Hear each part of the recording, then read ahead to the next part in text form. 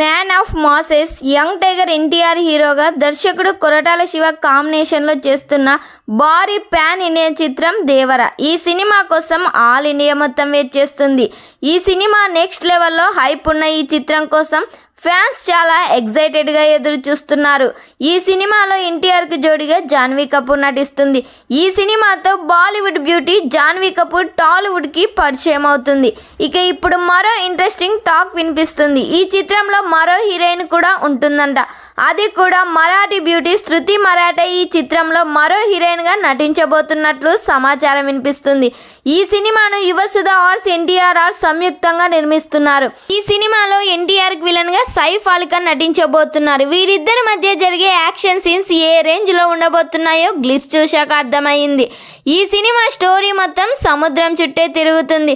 ఈ సినిమాలో ఎన్టీఆర్ మాస్ రోల్లో నటించబోతున్నారు. ఎన్టీఆర్ చెప్పే ప్రతి డైలాగ్ కూడా మాస్గానే ఉండబోతుంది.